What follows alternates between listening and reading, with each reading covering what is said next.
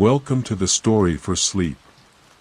Tonight, a very long boring history for sleep about Abraham Lincoln. You have heard his name before. You know he was the 16th President of the United States. You know he freed the slaves. You know he was assassinated in a theater. You have seen his face on the $5 bill and the penny. But there is a lot more to know. And we have a lot of time tonight. So we will take it slowly. Very slowly. Let us go back to the beginning. The year is 1809. The place is Hardin County, Kentucky. Not Hardin County, Kentucky, as it exists today. Hardin County, Kentucky, as it existed then. Which is to say, mostly forest. Mostly wilderness. A few scattered cabins. A few dirt roads. Not much else. Thomas Lincoln and Nancy Hanks Lincoln lived in a small log cabin in Hardin County. Thomas was a farmer and a carpenter. He could not read. He could not write. He signed his name with an X. Nancy could read a little. Not much. Just enough to read the Bible. She was quiet. She was kind. She was often sick. On February 12, 1809, Nancy gave birth to a baby boy. They named him Abraham Lincoln. The cabin where Abraham Lincoln was born was not large. It was about 16 feet long and about 18 feet wide. That is roughly the size of a modern living room. But this living room had no electricity, no running water, no windows with glass, just wooden shutters that let in the cold air. The floor was dirt. The roof was made of wooden shingles. The chimney was made of sticks and mud. This was not an unusual house for the time. Most people in Kentucky lived in similar cabins. But it was not a comfortable house. It was cold in the winter. It was hot in the summer. It leaked when it rained. Thomas Lincoln built the cabin himself. He cut the logs. He stacked them. He chinked the gaps with mud. He was a good carpenter. But he was not a rich man. He owned land, a small farm, but he did not own much else. Let us pause here for a moment. Not for breathing exercises. Not for affirmations. Just a pause. Silence. The story will continue in a few seconds. There is no need to visualize anything. There is no need to feel anything. Just listen. Or do not listen. You can fall asleep now if you want. That is the point of this channel. Here is a pause. We will continue now. Abraham Lincoln later said very little about his early childhood. He said, "The early years of my life were spent in the backwoods of Kentucky, where I was born. I had no education. I could not read or write until I was much older." He was probably about 2 or 3 years old when the family moved. Thomas Lincoln had a dispute over the title to his land. The dispute was complicated. It involved unclear property lines and conflicting claims. Rather than fight it in court, Thomas decided to move. The family moved about 10 miles away. 10 miles. On foot. Through the woods. Carrying everything they owned. Abraham was too young to remember the move. But he remembered the cabin they moved into. It was not much better than the first one. When Abraham was about 7 years old, the family moved again. This time to Indiana. Indiana was a new state. The land was cheaper. The forests were thick. The mosquitoes were terrible. Thomas Lincoln built another cabin. This one was also made of logs. It was also about 16 by 18 feet. It also had a dirt floor. It also had no glass in the windows. But this cabin was different in one important way: it was located in the middle of nowhere. The nearest town was miles away. The nearest school was miles away. The nearest neighbor was half a mile away through the woods. Abraham was 7 years old. He had never been to school. He could not read. He could not write. He could not do arithmetic beyond counting on his fingers. Let us pause here for a moment. Silence. The story will continue. In the fall of 1818, something terrible happened. A disease swept through the area. It was called milk sickness. Milk sickness was caused by drinking milk from cows that had eaten a poisonous plant called white snakeroot. The poison accumulated in the cow's milk. People drank the milk. They got sick. Symptoms included vomiting, constipation, weakness, and a foul breath. There was no cure. People who got milk sickness usually died. Nancy Hanks Lincoln got milk sickness. She was 34 years old. She died on October 5, 1818. Abraham was 9 years old. He helped his father build her coffin. There were no undertakers in the wilderness. When someone died, the neighbors gathered and built a coffin. Thomas Lincoln was a carpenter. He knew how to build things. But he was too grief-stricken to work. So Abraham helped. He was 9 years old. He hammered nails into the wooden boards. He watched his mother's body placed inside the coffin. He watched the coffin lowered into the ground. There was no preacher. There was no church. There was just a grave in the woods, a wooden marker, and a family standing in the cold autumn rain. Abraham never forgot that day. He talked about it for the rest of his life. He said, "My mother's death was the greatest loss I ever suffered." After Nancy died, Thomas Lincoln was alone with 3 children. Abraham was 9. His sister Sarah was about 11. His younger brother Thomas had died as a baby. Thomas could not take care of the children by himself. He could not cook. He could not sew. He could not keep a house. He needed a wife. About a year later, he went back to Kentucky. He found a widow named Sarah Bush Johnston. She had 3 children of her own. She was practical. She was hardworking. She was kind. Thomas married her. He brought her back to Indiana. She brought her 3 children and all of her furniture. Let us pause here for a moment. Silence. The story will continue.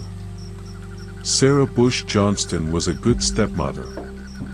She was not like the evil stepmothers in fairy tales. She was kind to Abraham and Sarah. She encouraged them to learn. She made sure they had clothes to wear and food to eat. She also brought books with her. She owned a Bible. She owned a copy of Aesop's Fables. She owned a book called The Pilgrim's Progress. She let Abraham read them. Abraham had never owned a book before. He had seen books, at neighbors' houses, at the general store, but he had never owned one. Now he had several. He read them over and over. He read them by firelight at night. He read them while walking to the fields. He read them while eating his dinner. He read them so many times that he memorized large portions of them. He did not have much time for reading. He worked most of the day. He split rails for fences. He chopped wood for fires. He plowed fields. He planted corn. He harvested crops. He helped his father with whatever needed to be done. But he read whenever he could. He read at night when everyone else was asleep. He read early in the morning before the sun rose. He read during his lunch breaks. His father did not understand this. Thomas Lincoln could not read. He did not see the point of reading. He thought Abraham was wasting time. He would say, "Stop reading and get back to work." Abraham ignored him. He kept reading. Let us pause here for a moment. Silence. The story will continue. When Abraham was about 10 or 11 years old, he attended school for the first time. The school was a log cabin about 2 miles from his house. The teacher was a man named Azel Dorsey. He taught reading, writing, and arithmetic. He was not a very good teacher, but he was the only teacher available. Abraham attended school for a few weeks. Then the school closed. Then he attended another school for a few more weeks. Then that school closed. Then he attended another school for a few more weeks. Altogether, Abraham Lincoln had less than 12 months of formal education in his entire life. 12 months. That is 1 year. 1 year of school. In a lifetime. He did not let that stop him. He taught himself. He borrowed books from neighbors. He walked miles to borrow a single book. He read it. He returned it. He borrowed another one. He read the Bible. He read Aesop's fables. He read The Pilgrim's Progress. He read Robinson Crusoe. He read a biography of George Washington. He read a history of the United States. He read a law book. He read a grammar book. He read everything he could find. Let us pause here for a moment. Silence. The story will continue. When he was about 21 years old, Abraham Lincoln left home. He moved to New Salem, Illinois. New Salem was a small village on the Sangamon River. It had about 25 families. It had a general store. It had a mill. It had a tavern. It had a blacksmith shop. Abraham got a job working in the general store. He chopped wood. He waited on customers. He kept the books. He was good at the job. He was honest. People trusted him. He also continued to read. He read every book he could find in New Salem. There were not many books in New Salem. He read them all. Then he read them again. He also began to study law. He borrowed law books from a lawyer in Springfield. He read them at night. He memorized them. He taught himself the law. In 1832, there was a war. It was called the Black Hawk War. A Native American leader named Black Hawk led a group of warriors against white settlers in Illinois. The state militia was called up. Abraham Lincoln volunteered. He was elected captain of his company. This was his first experience with leadership. He later said that being elected captain was a success which gave me more pleasure than any I have had since. The war lasted a few months. Lincoln did not see much combat. He and his company spent most of their time marching through the woods and swamps of Illinois. They never fought a battle. They never fired a shot at the enemy. But Lincoln learned something important. He learned how to lead men. He learned how to give orders. He learned how to take responsibility. After the war, Lincoln returned to New Salem. He ran for the Illinois General Assembly. He lost. He was 23 years old. It was his first political campaign. He gave speeches. He shook hands. He told people why they should vote for him. Not enough people voted for him. He finished 8th out of 13 candidates. Only the top 4 were elected. He was not in the top 4. He lost. He was disappointed. But he did not give up. Let us pause here for a moment. Silence. The story will continue. He went into business with a man named William Berry. They bought a general store. They called it Berry and Lincoln. The store did not do well. Lincoln was a good worker. But he was not a good businessman. He was too honest. He would not cheat customers. He would not overcharge them. He would not sell them things they did not need. The store failed. Lincoln and Berry were in debt. They owed money to many people. Berry died soon after. Lincoln was left with all the debt. Lincoln continued to study law. He read law books at night. He memorized legal principles. He learned how to write legal documents. He learned how to argue cases in court. In 1834, he ran for the Illinois General Assembly again. This time he won. He was elected as a member of the Whig Party. He served 4 terms in the Illinois General Assembly. He was a good legislator. He worked hard. He learned how to compromise. He learned how to persuade people. He learned how to get things done. He also continued to study law.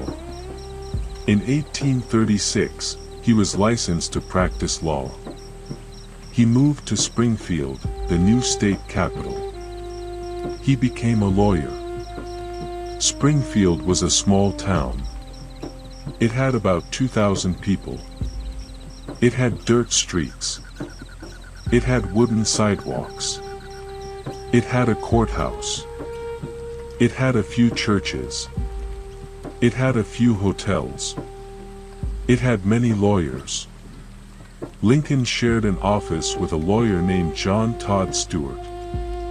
Stewart was a good lawyer. He taught Lincoln the practical side of the law. Lincoln was a good lawyer. He was honest. He was fair.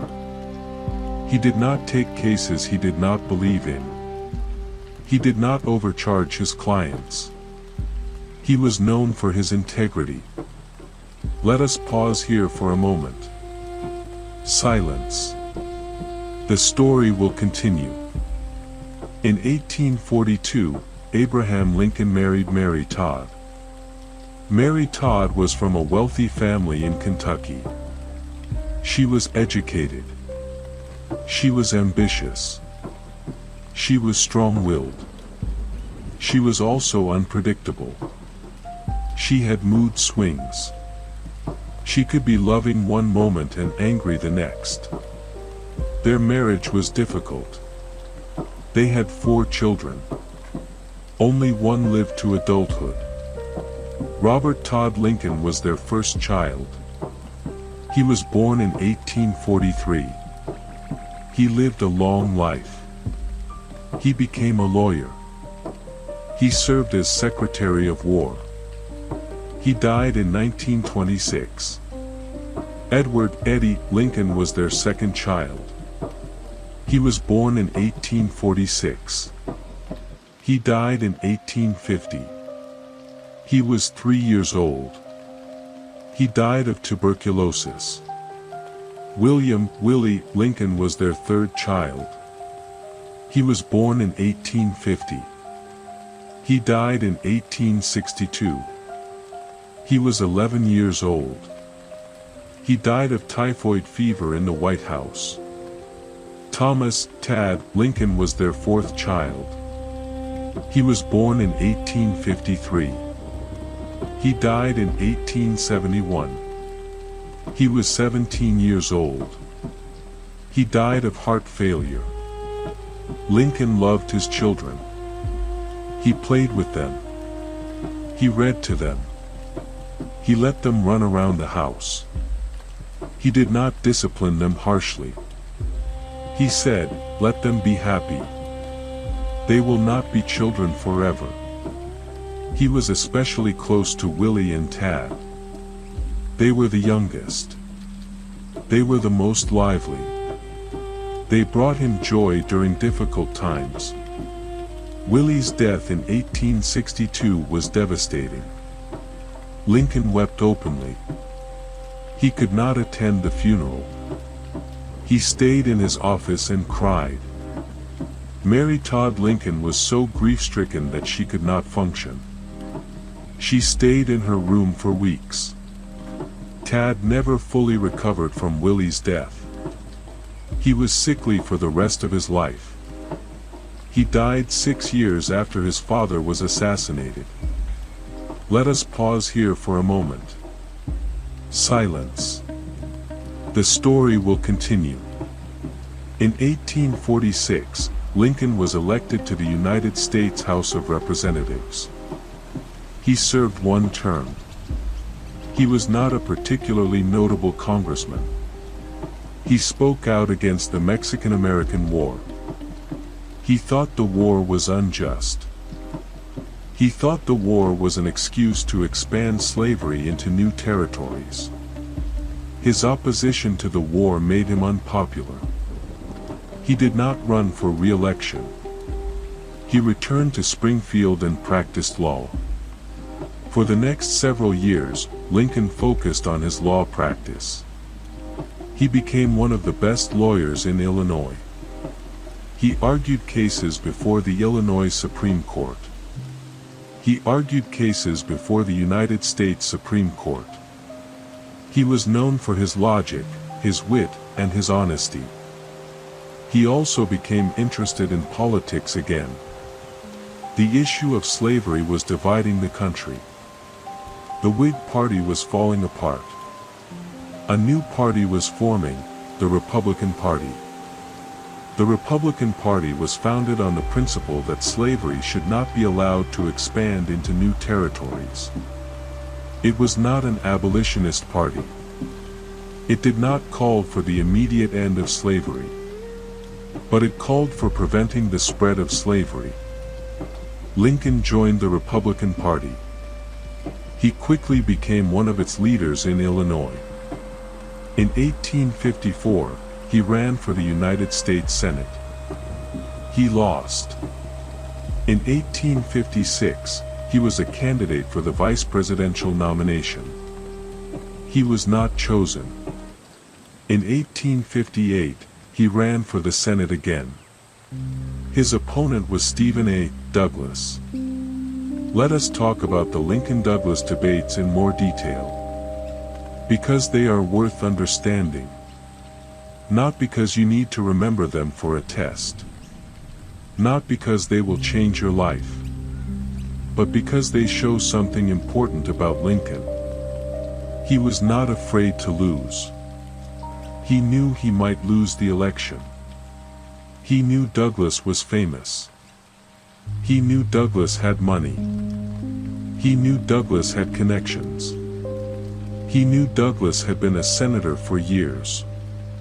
He debated him anyway.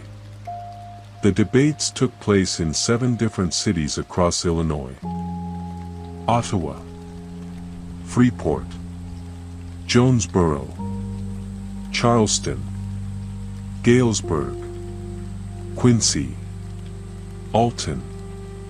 Each debate lasted about 3 hours. 3 hours of standing, 3 hours of speaking, 3 hours of arguing. In the sun, in the rain, in the heat, in the cold. The first speaker would talk for 60 minutes. Then the second speaker would talk for 90 minutes. Then the first speaker would talk for 30 minutes. 60 minutes. 90 minutes. 30 minutes. That is 3 hours. Imagine standing for 3 hours. Imagine talking for 3 hours. Imagine arguing about complex legal and political issues for 3 hours. Without notes. Without a teleprompter.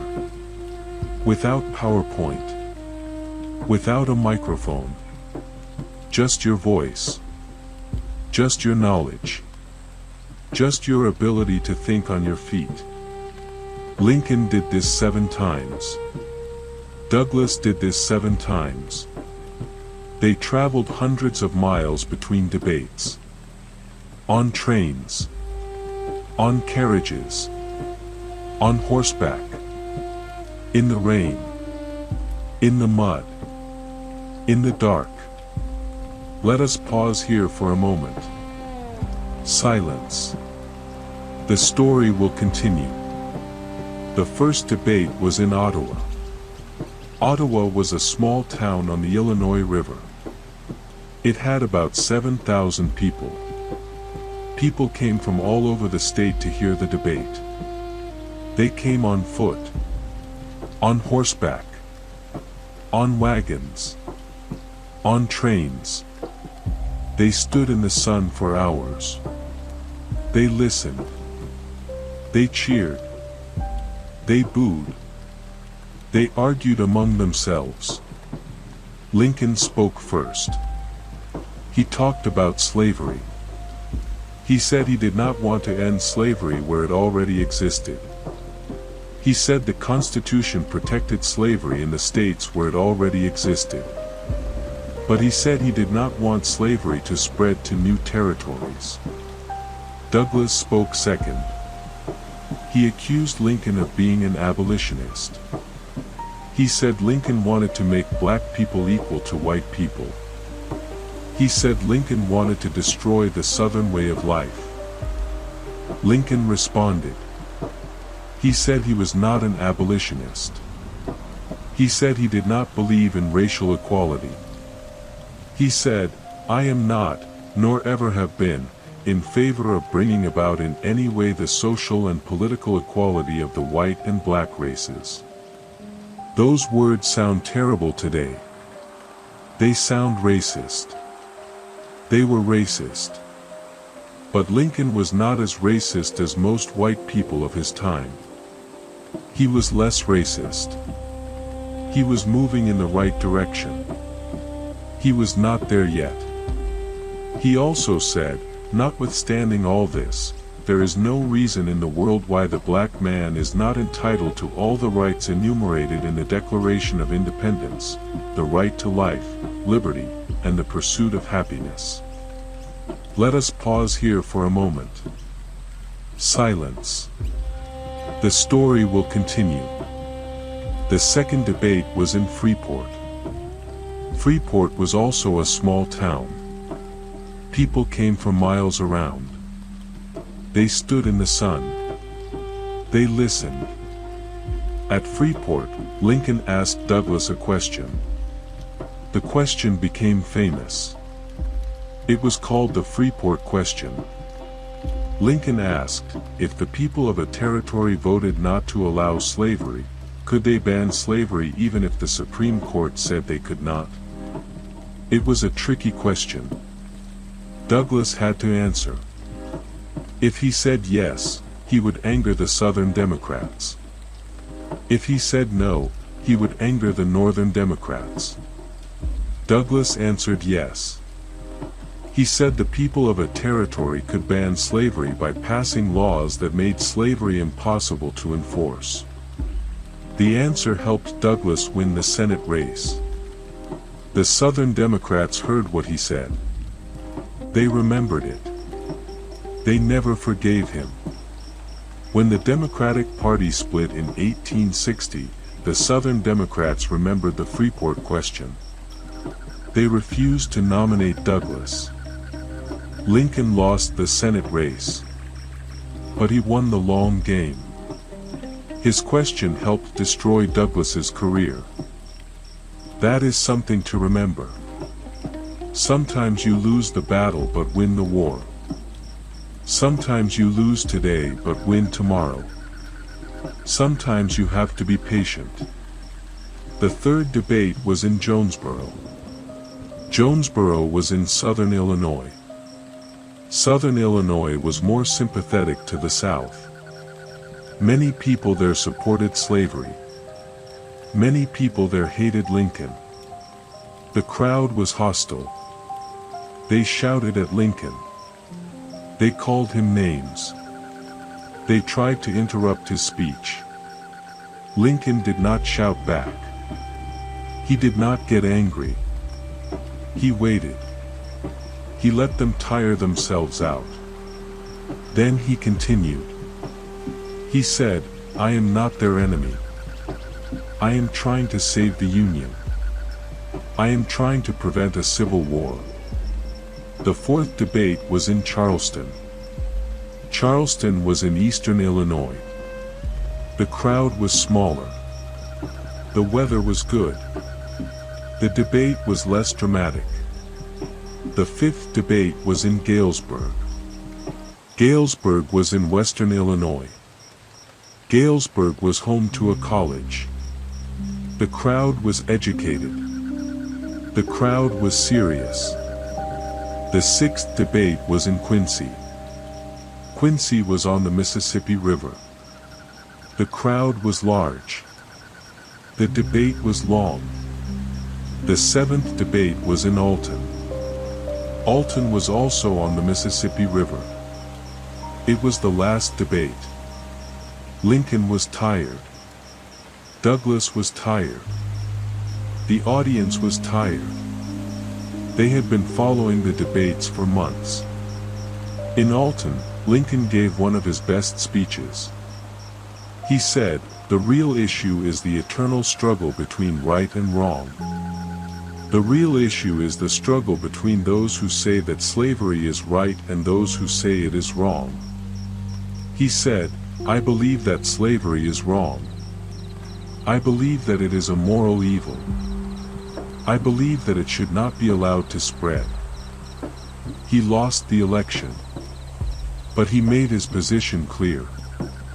He was not afraid to say that slavery was wrong, even when it cost him votes, even when it cost him the election. Let us pause here for a moment. Silence. The story will continue. In 1860, the Republican Party nominated Abraham Lincoln for president. It was not an obvious choice. Lincoln was not famous. He had never held a high office. He had served only one term in the House of Representatives. He had lost 2 Senate races. He was a former farmer, a former shopkeeper, a former postmaster, a former surveyor, a former lawyer from Illinois. But he was a good speaker. He was honest. He was from the right part of the country. Illinois was a swing state.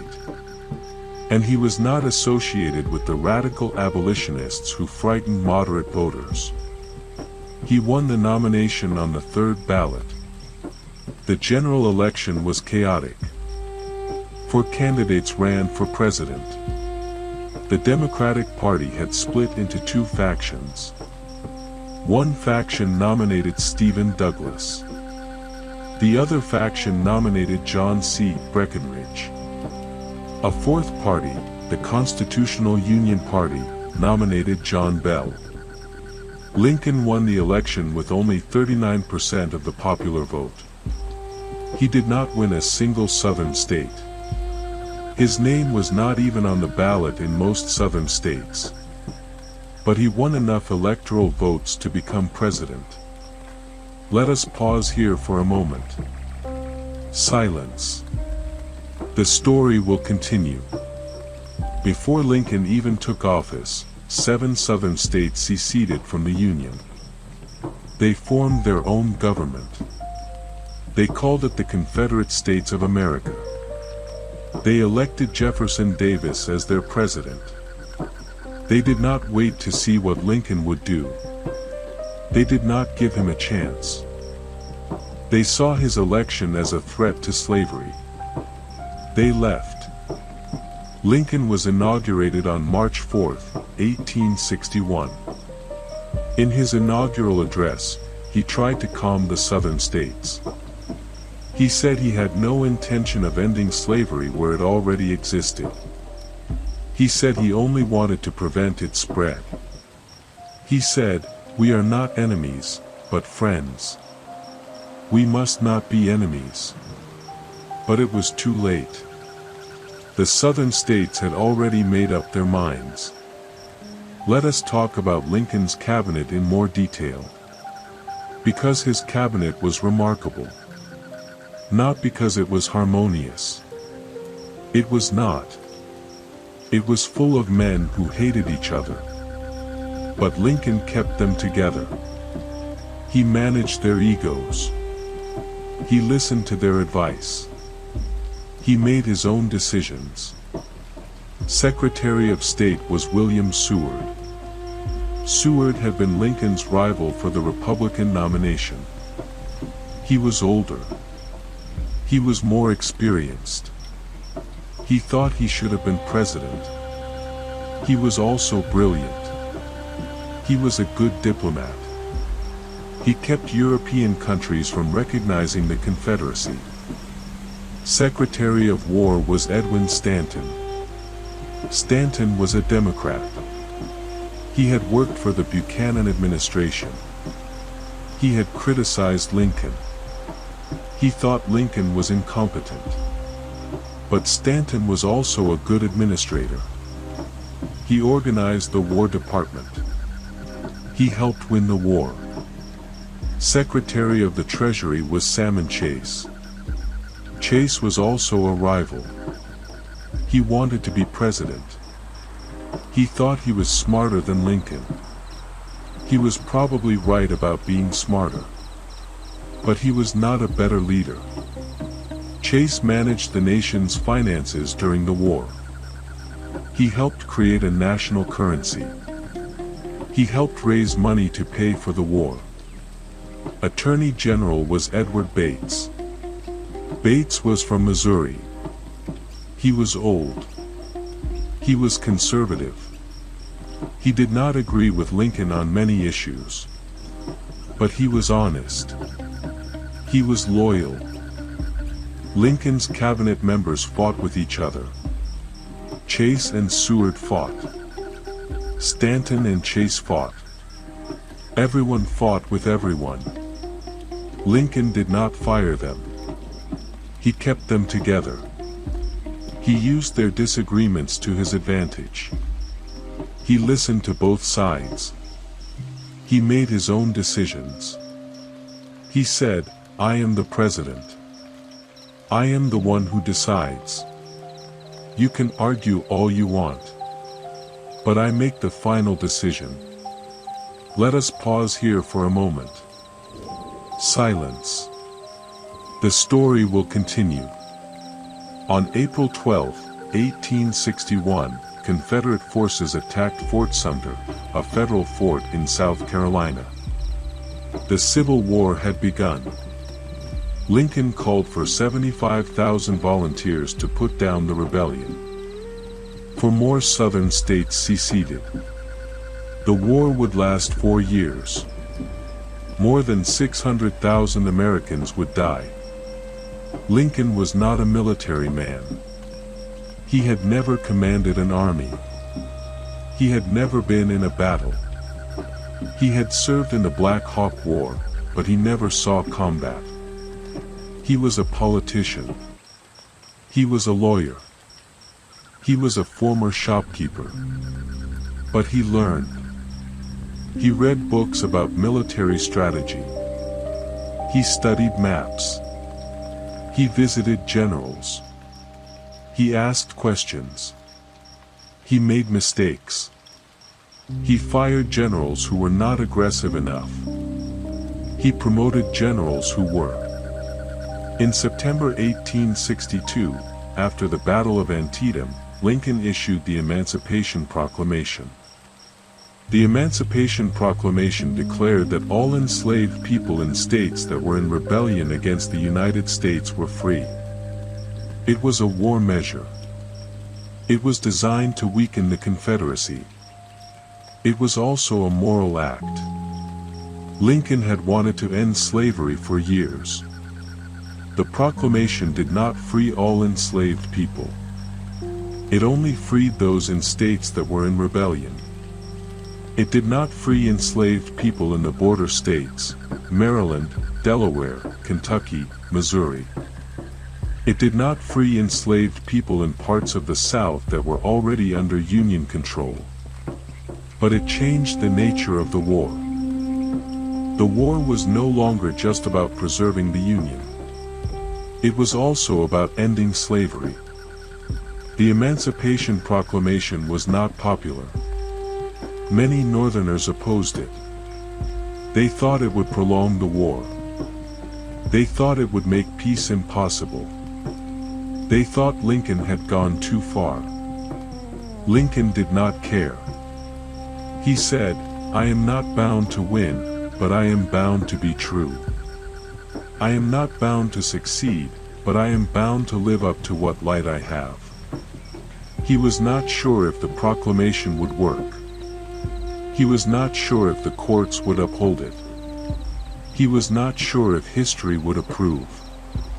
But he issued it anyway. Let us pause here for a moment. Silence. The story will continue. In November 1863, Lincoln traveled to Gettysburg, Pennsylvania. Gettysburg was the site of the bloodiest battle of the Civil War. More than 50,000 soldiers had been killed, wounded, or captured in 3 days of fighting. The government was dedicating a cemetery for the fallen soldiers. Lincoln was invited to speak. He was not the main speaker. The main speaker was Edward Everett, a famous orator. Everett spoke for 2 hours. He gave a long, detailed, eloquent speech. Then Lincoln spoke. He spoke for 2 minutes. He said 272 words. His speech was called the Gettysburg Address. Let us talk about the Gettysburg Address in more detail. Because it is one of the most famous speeches in history. Not because it is long. It is short. Not because it is complicated. It is simple. But because it is powerful. Edward Everett spoke for 2 hours. He spoke about the history of the battle. He spoke about the soldiers who had died. He spoke about the meaning of the war. His speech was eloquent. His speech was detailed. His speech was well received. No one remembers it. Lincoln spoke for 2 minutes. He spoke about the founding of the nation. He spoke about the principles of liberty and equality. He spoke about the soldiers who had died. He said that the soldiers had given their lives so that the nation might live. He said that it was the duty of the living to finish the work that the dead had begun. He ended with the words, that this nation, under God, shall have a new birth of freedom, and that government of the people, by the people, for the people, shall not perish from the earth. The audience was surprised. They had expected a long speech. They had expected a detailed speech. They had expected something like Everett's speech. Instead, they got 272 words. Some people were confused. Some people were disappointed. Some people thought the speech was too short. Some people thought it was not appropriate for the occasion. Lincoln himself thought it was a failure. He said, that speech did not scour. It was a flat failure. He was wrong. The Gettysburg Address became famous because it captured the meaning of the war in a few simple sentences. The war was not just about preserving the Union. It was about freedom. It was about equality. It was about whether a nation, conceived in liberty and dedicated to the proposition that all men are created equal, could survive. Lincoln said yes. He said the nation would survive. He said freedom would survive. He said the soldiers who died at Gettysburg did not die in vain. The speech was reprinted in newspapers across the country. People read it. They shared it. They memorized it. Everett wrote Lincoln a letter. He said, I should be glad if I could flatter myself that I came as near to the central idea of the occasion in 2 hours as you did in 2 minutes. That is high praise. That is the praise of a master orator acknowledging a greater master. Let us pause here for a moment. Silence. The story will continue. In 1864, Lincoln ran for re-election. He was not sure he would win. The war was going badly. Many people were tired of the war. They wanted peace. They did not care about slavery. They just wanted the killing to stop. Lincoln's opponent was George McClellan, the general he had fired. McClellan ran on a platform of ending the war immediately, even if it meant allowing slavery to continue. Lincoln thought that would be a betrayal of the soldiers who had died. He thought it would be a betrayal of the enslaved people who had been freed. He campaigned hard. In September 1864, General William Tecumseh Sherman captured Atlanta. The news lifted the nation's spirits. People began to believe that the war could be won. Lincoln won the election. He carried all but 3 states. He received 55% of the popular vote. In his second inaugural address, in March 1865, Lincoln spoke about the war and its meaning. He said, "With malice toward none, with charity for all, with firmness in the right as God gives us to see the right, let us strive on to finish the work we are in." He did not celebrate. He did not gloat. He called for reconciliation. He called for healing. Let us pause here for a moment. Silence. The story will continue.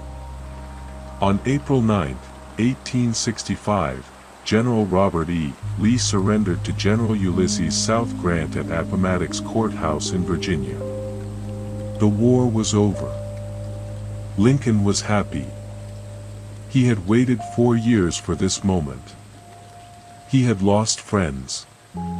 He had lost a son. He had lost thousands of soldiers. But the Union was saved. Slavery was ending. He went to Richmond, the former capital of the Confederacy. He walked through the streets. Enslaved people gathered around him. They called him Father Abraham. They wept. They prayed. They thanked him. He said, "You are free. You are free. You are free." He did not give a long speech. He did not need to. On April 14, 1865, Lincoln went to Ford's Theater in Washington, D.C. He wanted to see a play. It was called Our American Cousin. It was a comedy. He invited General Grant to join him. Grant declined. He and his wife went to New Jersey instead. Lincoln went to the theater anyway. He sat in a box seat overlooking the stage. His wife Mary sat next to him. A young couple named Clara Harris and Henry Rathbone sat next to them. The play began. Lincoln laughed. He was in a good mood. The war was over. The future was bright. At about 10 o'clock, a man entered the presidential box. He was an actor named John Wilkes Booth. He was a white supremacist. He supported the Confederacy. He hated Lincoln. He pointed a pistol at the back of Lincoln's head. He pulled the trigger. The bullet entered Lincoln's skull behind his left ear. It passed through his brain. It stopped behind his right eye. Lincoln did not scream. He did not move. He slumped forward. Mary screamed. Booth jumped from the box to the stage. He broke his leg. He shouted, "Sic semper tyrannis. Thus always to tyrants," and ran out of the theater. Let us pause here for a moment. Silence. The story will continue. Lincoln was carried across the street to a boarding house. He was laid on a bed. The bed was too short for him. His feet hung over the end. Doctors came. They examined the wound. They knew there was nothing they could do. The bullet had done too much damage. Lincoln lay in a coma for 9 hours. He never regained consciousness. His wife Mary sat by his bed. She held his hand. She wept. His son Robert sat by his bed. He wept too. Secretary of War Edwin Stanton was there. He said, "Now he belongs to the ages." At 7:22 a.m. on April 15, 1865, Abraham Lincoln died. He was 56 years old. He had been president for 4 years and 1 month. He had led the country through its darkest hour. He had freed 4 million enslaved people. He had saved the Union. And now he was dead. Let us pause here for a moment. Silence. The story will continue. John Wilkes Booth was caught 12 days later. He was hiding in a barn in Virginia. Union soldiers surrounded the barn. They set it on fire. Booth refused to come out. A soldier shot him. Booth died a few hours later. 8 other people were tried for conspiring to kill Lincoln. 4 were hanged. 4 were imprisoned. Lincoln's body was taken by train from Washington, D.C., to Springfield, Illinois. The train traveled through hundreds of cities and towns. People lined the tracks to pay their respects. They stood in the rain. They stood in the sun. They stood in the cold. They held candles. They held flags. They held their children. They wept. Millions of people saw Lincoln's body before it was buried. Lincoln was buried in Springfield, Illinois, on May 4, 1865. His tomb is in Oak Ridge Cemetery. It is a large monument. It is made of granite. It has a statue of Lincoln at the entrance. Mary Todd Lincoln did not attend the burial. She was too grief-stricken. She stayed in her room. She never fully recovered from Lincoln's death. She lived another 17 years. She traveled. She wrote letters. She tried to find peace. She died in 1882. Let us pause here for a moment. Silence. The story will continue. Now. We are almost at the end of tonight's very long, boring history for sleep. Abraham Lincoln died in 1865. That is more than 150 years ago. The world he lived in is gone. Slavery is illegal. The Union is preserved. The United States is the most powerful country in the world. But the problems Lincoln faced are not all gone. Racism still exists. Inequality still exists. Division still exists. Lincoln would not be surprised by this. He knew that freedom was not the end. He knew that equality was not automatic. He knew that the work would continue. What made Lincoln different? He was not the smartest person in the room. He was not the richest. He was not the most educated. He was not the most handsome. He was the most determined. He lost business. He lost elections. He lost friends. He lost a son.